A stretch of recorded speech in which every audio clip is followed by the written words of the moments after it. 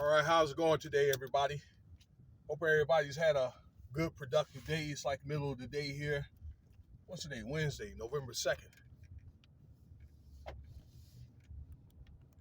We're going to have the election in a few days, so, well, I can't tell you what to do on election day, all right, but it'll be there in about, 5, 6 days. So, anyway, but all this stuff plays in part, okay? About a week ago, I was going to be talking about like a survival series on how you can maneuver through these perilous economical times. And this is just the beginning, y'all. Okay. Uh, so this is part 2 of that. If you guys been paying attention to that, particularly you gang stalkers, all right, that want to try to prove a point. I know you guys are still on the panel, whatever. I'm not gonna say any names, all right, but it ain't gonna stop nothing. I'm gonna do what I do. Like I say, I told you before, I do what I do and I keep doing it. So let me say this before I get started. I'm not an economist. I'm not an expert at this. I've been trying to learn more recently, or I've been kind of pushed into it. I don't know, over the last probably year and a half or so. From doing research, reading books, listening to other people podcasts and so forth, particularly like Dr. Boyce, Clear Value Tax, Peter Sherliff, and also I want to say Ron Charles from Truth Unedited. All right, and those are some really credible sources there. Um, so let's get into it. All right, if any information or anything I didn't quote, please just respectfully put it in the comments box to help me become maybe a better person at this. Okay. I got an economics book that I want to try to read here, but I got some other classes that I'm taking though. All right. I'm trying to do a little bit of some revising here. So the Fed Bank, okay, has raised interest rates again. It's supposed to be for the third time this year, okay, into July, September, and as of today, raised interest rates 0.75%, okay, to bring an interest rate to let's see, a 4.2%. Beforehand, it was 3.5%. Okay, to help try to tackle inflation. Okay, it's supposed to be another meeting they're going to have, if I'm not mistaken, December 18th, and then another meeting. Let's see here, February 2nd, based on the same thing. It's just going to be based on these things like jobs report, uh, supply and demand, which is basically economics, people out there spending, that type of thing. Okay, and also predicted that things are going to pivot around March 22nd, but it's going to take at least a couple of years. That's 2003. But I think for a full recovery, and it's not just going to be the same again, it's probably going to take like 2 years from that point. Okay. Now, let me break a little things down for economics, because I get accused or I get told that I'm supposed to be a preacher and all I do is talk about money and bills. I'm a money lover.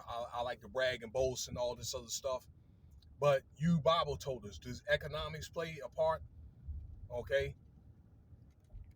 And things like idolatry, or why people look like me, that we are under captivity. Okay. Absolutely. And yes, those people that they talk about in the Bible, those people look like me. Or if you're looking at this video, that look like me, okay, like you, like both of us. Okay.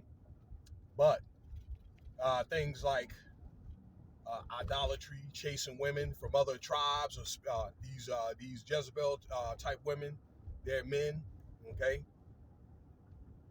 uh, Probably bad business deals led to like the Israelites, and eventually like the Jews and Christians, okay, for getting put out of Asia Minor and even Europe, all right, during like the Reformation. okay, to lead to where we are right now. Okay, are there exceptions to the rule? Absolutely. There were a lot of God-fearing people.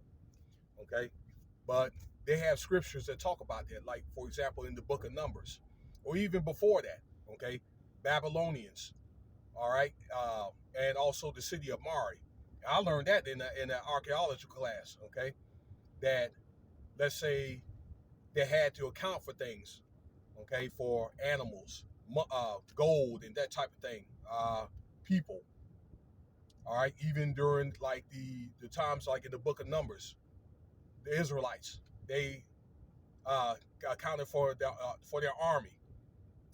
Let's see here, the goats and oxen and all that. Okay, sheep and so forth. Okay, so not only that they had enough sources to or resources for everybody, all right, but they use these items for trade and that type of stuff. All right, accountability has to be taken.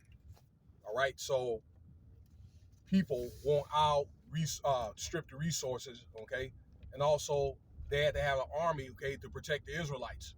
All right, as well as to be able to to conquer what was already theirs. Okay, and you know in today's language and so forth, you see how the debt deficit has become, and this is something that is nobody's fault solely. Like Joe Biden, this is not all his fault. Okay, this has been going on for quite some time. You know, let me give you a little breakdown. You know, the dollar was taken off the silver standard in 1960, I believe 61. Okay, and Kennedy wanted to put it back on the silver standard, and I think that part of that being led to his assassination. Okay, because of that and other things that he's done. Okay, that he did, just as John F. Kennedy. Okay, you know, in 1963, the debt deficit was $3 billion. Okay, and when the dollar was taken off the gold standard in 1971 by President Nixon, things started to inflate. You see what happened if you're my age, 50 or older, or 45 or older. You see what happened. You probably remember what happened during in the 70s. I was a kid. We used to make fun of that, the inflation and gas and all that. Okay, and it seems like right now we're going right back to that. Okay, so another thing, but over the years, let's say 2004, when it was Medicare Plan B, okay, when that was signed, and taxes didn't go, were not taken out of that. Then you look at the deficit in the war. All right, supposed to have been $5-10 trillion. So you got that, okay? Congress spending overspending in lavish lifestyles. The deficit in the 2010 being raised again, and again, and then another $5 trillion in all these care packages, okay? These CARES Acts, which led us over to about what $31 trillion, 31 trillion dollars. Okay, so economics definitely plays a part of what is about to happen. Stock market potential crash, house market crash, that type of thing. Okay, it's predicted that the interest rates need to be about 6.57% for the inflation goes down. Interest rates inflation. Okay, and inflation is at 8.2%, which is better actually than UK. You know, UK is over 10%. So it's either one or two things is going to happen. Either they can keep things the same, all right, they keep the interest rates fairly low, okay, low to medium, and the inflation goes up, or they can bring the interest rates up to what 7-8%, and then the inflation goes down. But you're going to pay for the same thing, okay, and there's really nothing you can do to really stop it. Things are going to hyperinflate, okay. Things are that's what they talk about in the end time, a part of that. And you as a people, all right, you can't wait for this government to take care of you. All right, those days are over. It's a matter of you making sacrifices, okay? If you're a true Bible toter, hold what you got as far as in moving around, okay? Live below your means, stock up, in bulk if you can, okay? If you can, that's what I'm saying. All right? Be a little thrifty about your spending, okay? Trying to entertain people and guys trying to wine and dine women, okay? You ladies, all right? Maybe you want to consider probably doing your hair and your nails maybe like every other week, and then, you know, guys could consider maybe getting your hair, nails done maybe like once a month. I'm just giving you a suggestion, ladies, okay? But I think a lot of it has to do with these lifestyles, okay? Lifestyles is one of the things, all right, that is pretty much is going to be your demise. It does say that guys, for example, chasing harlots, and I've said this before on different videos about these athletes, chasing harlots are going to leave you in a world of poverty. You see what's going on now with Deshaun Watson. So that's what you guys should consider doing. Be calculated in your travel, okay? You don't have to go all these places. Or people want to go to Dominican Republic and Costa Rica. You know, ladies, y'all want to go on these girls' trips. Men, y'all want to go to the DR and all that, okay? Or whatever, and spend money on these hoes and all that. Excuse me for saying that, all right? When you should have maybe get somebody special in your life, somebody that you care about, somebody that you should intend on marrying, okay? Because only really in the end of the day, only the 1% is going to be able to ride this out, okay? You don't want to get yourself in closing in a position where they turn them lights out, and that's what they're trying to do, to where you have to rely on the beast, and you're going to end up getting a chip put in your head, okay, or in your forearm or whatever, okay, your wrist. You take that chip, you will not be forgiven, all right? So I'm telling you what you need to do. Live below your means. Cut back on your spending. Quit entertaining people. This is men and women. You guys, I don't know, that like to go out to eat and all that. You may want to consider maybe to cook, or I don't know, to do something more reasonable. What else? And also consider maybe stocking up on your gold. You guys that are investing or whatever, just, hold what you got. This is a buyer's market. You probably could buy and so forth. And protect your investments. That's you guys that have investment profiles.